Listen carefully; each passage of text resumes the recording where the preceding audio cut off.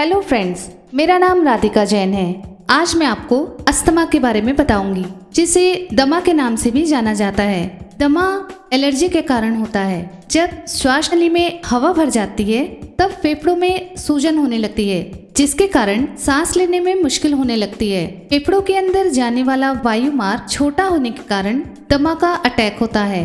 तब लोग सामान्य सांस भी जोर जोर से लेने लगते हैं और नाक से भी सांस लेना दूभर हो जाता है। दमा के रोगी को सांस लेने से ज्यादा सांस छोड़ने में मुश्किल होती है। एलर्जी के कारण श्वसन नली में बलगम पैदा हो जाता है, जो कष्ट को और भी बढ़ा देता है।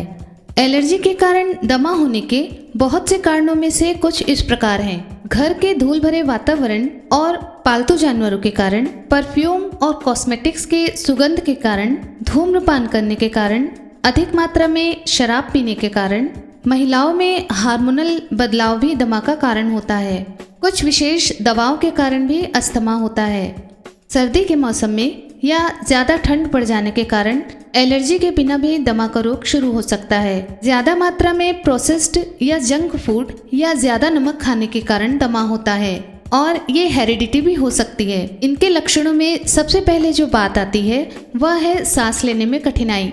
दमा का रोग या तो अचानक शुरू होता है या खांसी, छींक या सर्दी जैसे एलर्जी वाले लक्षणों से शुरू होता है। इसके अलावा सीने में जकड़न जैसा महसूस होता है। दमा का रोगी जब सांस लेता है तब एक घरघराहट जैसी आवाज होती है।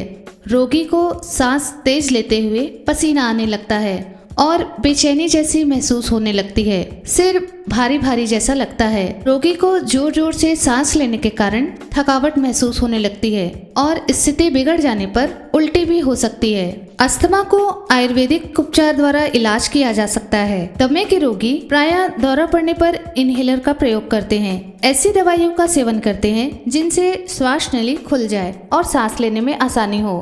अस्थमा के कुछ आयुर्वेदिक उपचार भी हैं। सुहागे के खील बनाकर चूर्ण तैयार कर लें। इसमें मुलहटी का चूर्ण बराबर मात्रा में मिलाकर आधे से 1 ग्राम की मात्रा में शहद के साथ चाटें। इससे श्वास नली के कष्ट दूर होकर दमा, खांसी और जुकाम में लाभ करता है। इस चूर्ण को गर्म जल से भी ले सकते हैं। उम्र के अनुसार मात्रा अधिक या कम कर सकते हैं। 3-4 सप्ताह तक इसका सेवन करते रहने से दमा ठीक होने लगता है। दमा बच्चों को भी हो जाता है। तुलसी के कुछ पत्ते अच्छी तरह धोकर पेस्ट बना लें। इसे शहद में मिलाकर चटाने से बच्चों को बहुत लाभ होता है। दमा अगर बच्चे को है तो उसे मानसिक रूप से रोग के प्रति चिंतित न होने दें, क्योंकि चिंता से श्वास रोग अधिक तीव्र होता है। अंजीर दमा के रोगियों के लिए बहुत लाभदायक है। इससे बलगम बाहर निकलने में आसानी होती है। 2 या 3 अंजीर गर्म पानी से धोकर रात को साफ बर्तन में भिगा दें। सुबह नाश्ते से पूर्व उन अंजीरों को खूब चबा चबा कर खाएं। उसके बाद वह पानी पी लें।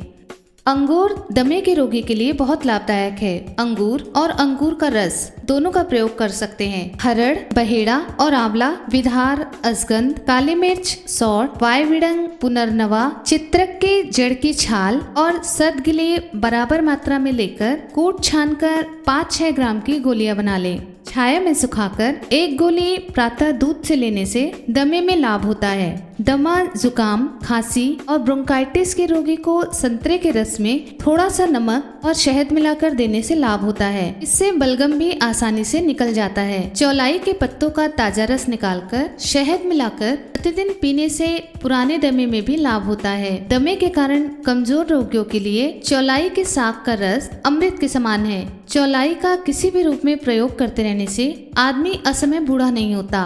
करेले की जड़ के 1 चम्मच चूर्ण में शहद मिलाकर रात्रि के समय देने से दमे के रोगी की रात आराम से कटती है। लगभग 1 माह तक देने से लाभ होता है। करेले की जड़ के चूर्ण में तुलसी के पत्तों को मिलाकर देने से भी लाभ होता है। इसके अलावा सहजन के पत्तों का सूप 18 मिलीलीटर के लगभग तैयार करके उसमें थोड़ा सा नमक, काली मिर्च और नींबू का रस मिलाकर पीने से दमा, ब्रोंकाइटिस और क्षय या अन्य श्वास संबंधी रोग दूर हो जाते हैं। दमे के रोगी को लहसुन के 3-4 कलियां दूध में उबालकर रात को सोने से पूर्व सेवन कराने से बहुत लाभ होता है। लहसुन की 1 गांठ छीलकर 120 मिलीलीटर असली सिरके में अच्छी तरह मसलकर और मथकर उबाल लें। ठंडा होने पर उसे छान लें और उसमें बराबर मात्रा में शहद मिलाकर साफ बोतल में भर कर रखें। मेथी के काढ़े के साथ शाम और सोने से पूर्व 1 या 2 चम्मच शरबत लेने से दमे की तीव्रता कम हो जाती है।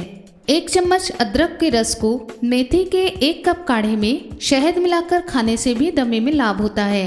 पुदीने के 1 चम्मच रस में 2 चम्मच असली सिरका, समान मात्रा में शहद और 4 औंस गाजर का रस मिलाकर प्रतिदिन देने से दमा और ब्रोंकाइटिस में लाभ होता है। इसके प्रयोग से दमे के दौरे कम हो जाते हैं और श्वास नली की रुकावट भी दूर होती है। पालक के पत्तों और 2 चम्मच मेथी दाना का काढ़ा बना लें। इसमें चुटकी भर अमोनियम क्लोराइड और शहद मिलाकर 30 मिलीलीटर की मात्रा दिन में 3 बार देते रहने से लाभ होता है। सूर्यमुखी के बीज दमा के रोगी के लिए बहुत लाभदायक है। सूर्यमुखी के बीजों का 1 चम्मच चूर्ण, उसमें 2 चम्मच शहद मिलाकर दिन में 1 या 2 बार देना चाहिए। सूरजमुखी के फूलों के काढ़े में शहद मिलाकर सेवन करने से भी दमे में लाभ होता है और श्वास नली के कष्ट दूर होते हैं। शहद अपने आप में बहुत उपयोगी औषधि है। इससे स्वरयंत्र के कष्ट दूर होने में सहायता मिलती है।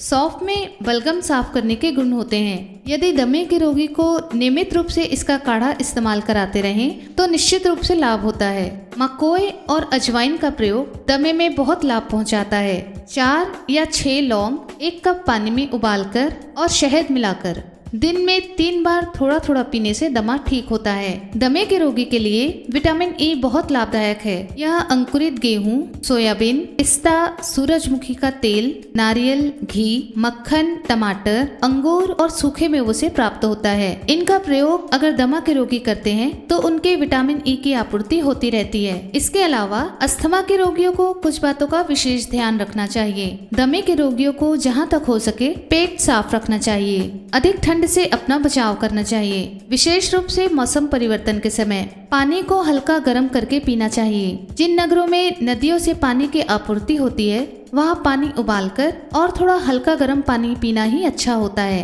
दमे के रोगियों को दूध, पालक, चौलाई, सोयाबीन, सूखे मेवे, आंवले, गाजर, पनीर और तिल नियमित रूप से खाते रहना चाहिए। इनसे आवश्यक कैल्शियम की आपूर्ति होती रहती है। नींबू का रस गर्म जल में पीते रहना चाहिए। दमे के रोगी को केला कम खाना चाहिए। करेले को सब्जी के रूप में या इसका रस निकाल कर देने से दमे में लाभ होता है। लहसुन, प्याज का रस, पुदीने का रस, छोटी इलायची, हल्दी दूध के साथ लेने से दमे के रोगी को लाभ होता है। दमे के दौरों के समय हाथ पैर गर्म पानी में डुबोकर रखने से आराम मिलता है। अर्जुन की छाल का चूर्ण 1 छोटा चम्मच गाय के दूध में या पानी में इतना उबालें कि पानी आधा रह जाए और इसको हर रोज रात को सोते समय पिए। इसमें 1 चुटकी दालचीनी भी डाल दें।